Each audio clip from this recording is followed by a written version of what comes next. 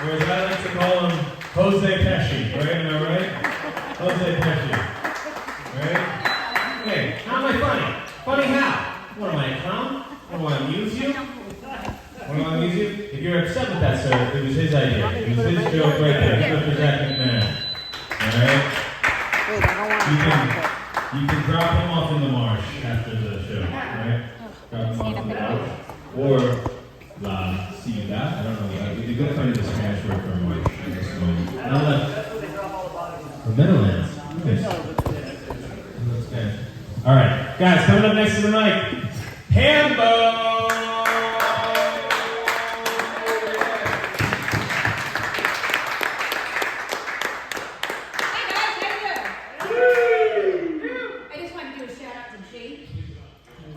I used to live in Texas. I lived in San Antonio, Fort Worth, and Dallas.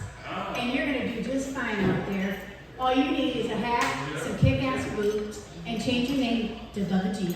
Yeah! Bubba G! Bubba G, okay? So anyway, today was a great day. I went back to the gym. I figured I'd miss the wave next week when all the kids go back to school. The most wonderful day of the year.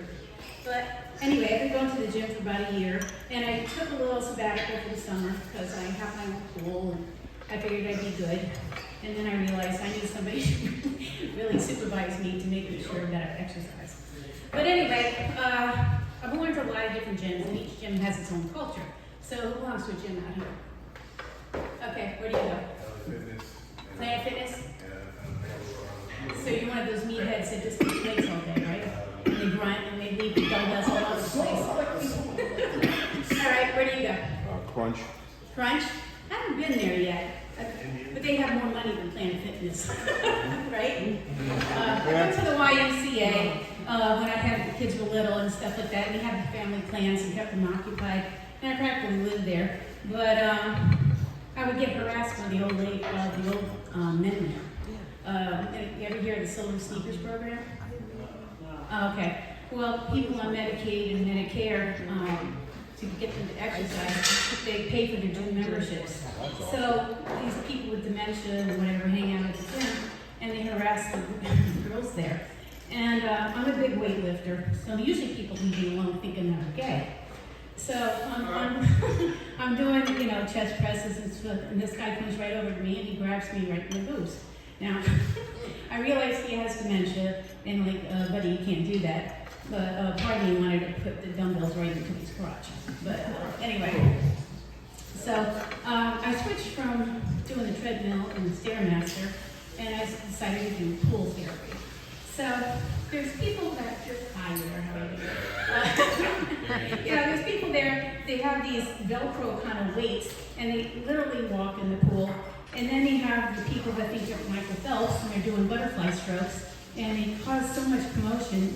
The water goes up your nose. It's like a tsunami. And there's an old Asian couple there, and they must be in their 80s. I think they were pearl divers in their previous lives because these people can swim forever. 80 years old, and they're there for an hour and a half. So when you first start out, it's a 20-meter pool, and I was lucky to do 4 laps without stopping. And I graduated, and I'm finally up to doing 1,000 meters a day. And I know I made it when the people who don't speak English give me a what's up. That was good. The ladies' locker room is interesting. There's some women that just hang out there with their cell phones. I don't know what they're doing. Or they're scoping the place out to rob you, or they're gay and they want a free peek. Now, the Asian women just walk around naked. They're free spirits, and it's no big deal. And then you have the young white girls, and they're caught in the mirrors, and they hang out in the bathrooms, and they talk, and they're kind of obnoxious, and they actually bring their cell phones into the sauna. I'm like, he is not good for cell phones. And they lay across the whole bench, and you're like, am I supposed to sit on you or what? Yeah, you gotta do that. But I get most of the kick out of the Spanish girls. These girls never shut up.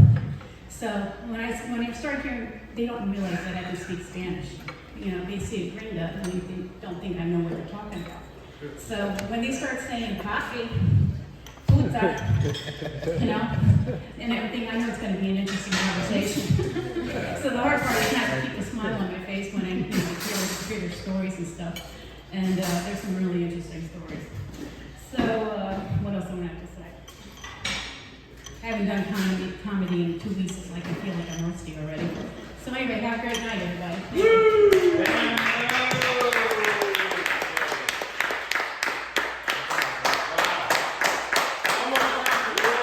Buddy, is your camera? Do you mind if I call you